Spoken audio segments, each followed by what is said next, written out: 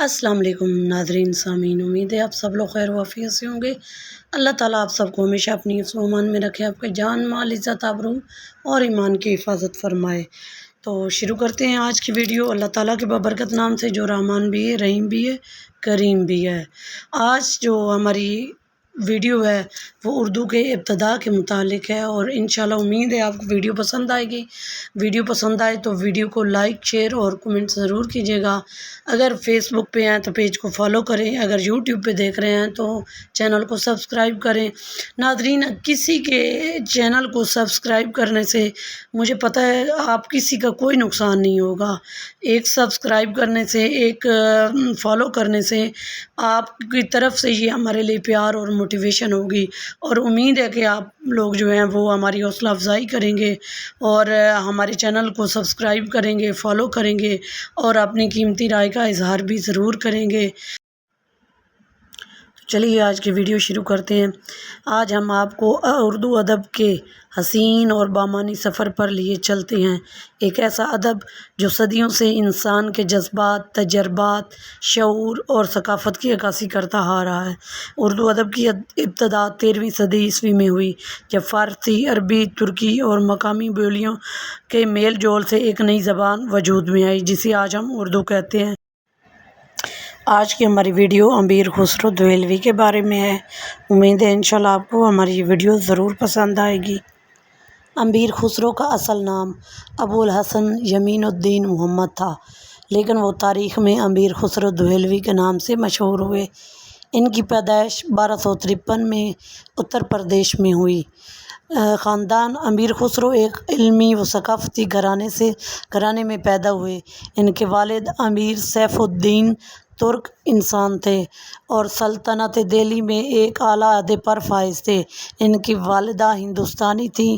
امیر خسرو نے ایک ایسے ماحول میں پرورش پائی جہاں فارسی، عربی اور ہندوستانی ثقافت کا ملاپ تھا۔ ادبی و علمی خدمات امیر خسرو کو ہندوستان میں فارسی ادب کا بانی مانا جاتا ہے۔ وہ فارسی کے ساتھ ساتھ ہندی میں بھی شاعری کرتے تھے اور انہیں ہندوستان کلاسیکی موسیقی کا معمار بھی سمجھا جاتا ہے۔ ان کی خدمات میں فارسی ادب کو ہندوستانی رنگ دیا گیا۔ فارسی و ہندی شاعری میں تصوف کو شامل کیا گیا۔ زبانوں کے ملاپ سے نئی اصناف ادب متعارف کروائی گئی۔ کئی سلاطین دہلی کے درباروں میں شاعری کرتے رہے۔ امیر خسرو کا کلام عشق، تصوف، وطن پرستی اور انسانی اقتدار سے لبریز تھا۔ وہ مثنوی، غزل، رباعی، قصیدہ اور قطعات میں طاق تھے۔ انہیں برصغیر میں غزل کا بانی بھی سمجھا جاتا ہے۔ ان کی مشہور اصناف میں مثنوی مجنوں لیلی، مثنوی شیریں و فرات، اس کے علاوہ دیوان ہائے غزلیات، ہندی گیت۔ امیر خسرو نے تقریباً 99 کتابیں تصنیف کی، جن میں زیادہ تر فارسی شاعری پر مشتمل ہیں۔ تصوف، ادب، موسیقی میں لازوال خدمات انجام دینے والے امیر خسرو آج بھی قوال، شاعر، موسیقار ان سے فیض یاب ہوتے ہیں۔ صدیاں گزر گئیں مگر خسرو آج بھی زندہ ہے، محفل سماع سے لے کر کلاس رومز تک۔ امیر خسرو صرف شاعر ہی نہیں، ایک عہد کا نام ہے۔ ان کی شاعری میں روحانیت، موسیقی میں معرفت اور الفاظ میں محبت۔ کیا آپ نے کبھی خسرو کی غزل یا قوالی سنی ہے؟ کمنٹس میں ضرور بتائیے گا۔ خسرو نے ابتدائی تعلیم مدرسہ سے ہی اگرچہ حاصل کی، لیکن اس میں انہوں نے بہت سے علوم پر عبور حاصل کیا۔ عربی، فارسی، فقہ، عروض، موسیقی، فلسفہ۔ ابتدائی شاعری صرف 9 برس کی عمر میں کی۔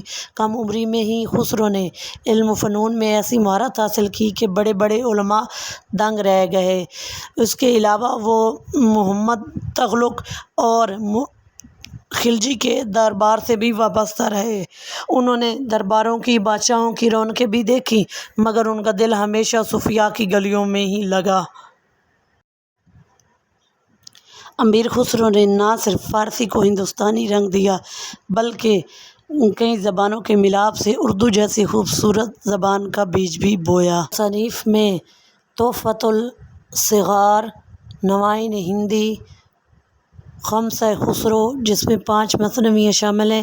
غزات الکمال ان کی سباق حیاتی عمری، دیوان خسرو مختلف اشعار کا مجموعہ شامل ہیں۔